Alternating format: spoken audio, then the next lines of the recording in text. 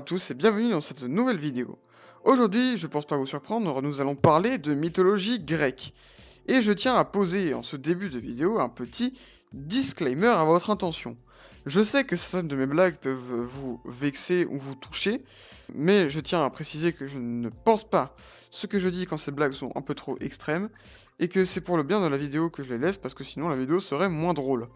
Donc aujourd'hui, comme prévu, nous allons parler de la malédiction des Labdacides.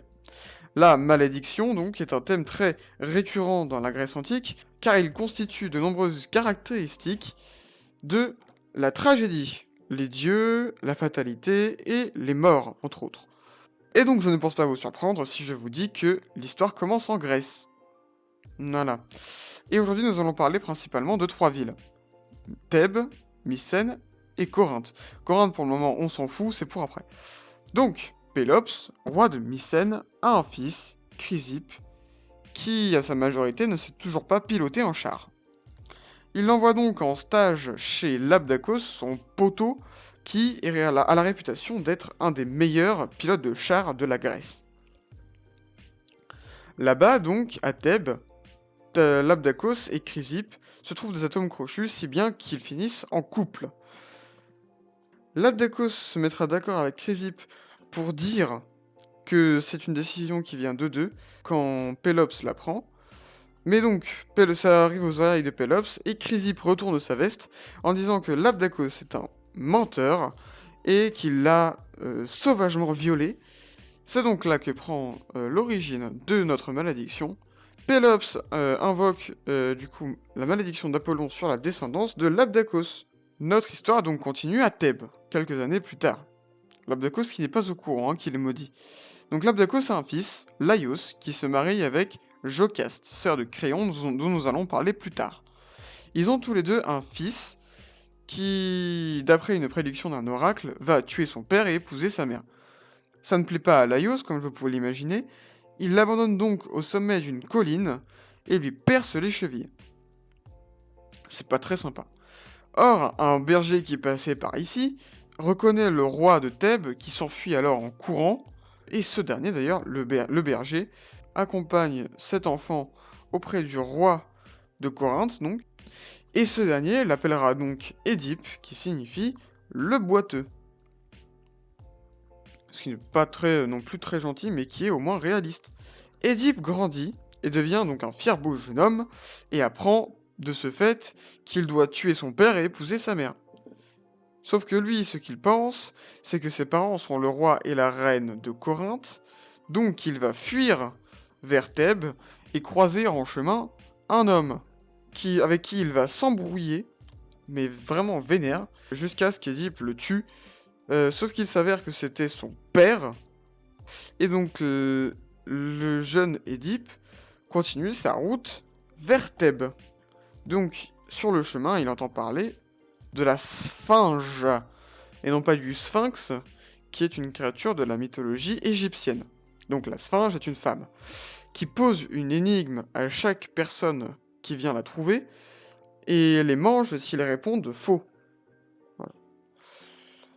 L'énigme, je vous la pose, qu'est-ce qui a quatre pattes? Voilà. Ouais, la blague était très peu subtile. Donc qu'est-ce qui a quatre pattes, puis deux pattes, puis trois pattes? L'énigme ne casse pas trois pattes à un canard, là encore, l'humour laisse à désirer. Donc, Créon, donc, qui est devenu pendant ce temps le roi de Thèbes, provisoire, hein, bien sûr, le temps de trouver un nouveau roi, dit que quiconque résolvera l'énigme de la Sphinge aurait le droit d'épouser sa sœur, donc Jocaste, qui est, on le rappelle, la mère d'Édipe. Vous l'aurez deviné, Édipe résout l'énigme de la Sphinge. Pour les 3 Gus qui n'auraient pas encore deviné, la réponse à la question, c'est l'homme, hein, qui a 4 pattes, qui marche à 4 pattes étant bébé, 2 pattes étant adulte, et 3 pattes avec la canne étant vieillard. Ce qui aboutit donc au mariage de Jocaste avec son fils, Édipe, qui donc donne encore raison à l'oracle.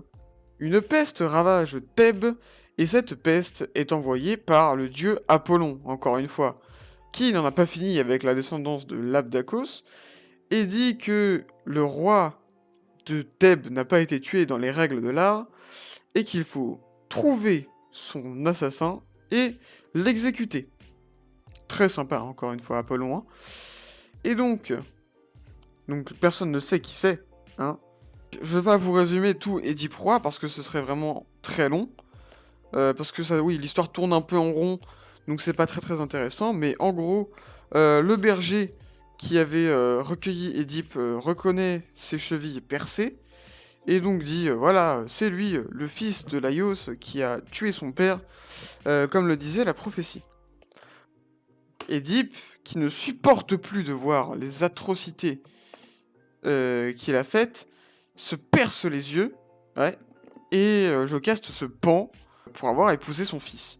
Sauf qu'ils n'avaient pas chômé les deux bougres, et ils ont donné 4 enfants. Éthéocle et Polynice, qui s'entretueront pour avoir la succession de la ville. Du coup, Créon devient le dirigeant de Thèbes. Antigone, qui luttera pour que son frère Polynice, ayant pactisé avec l'ennemi, soit enterré dignement.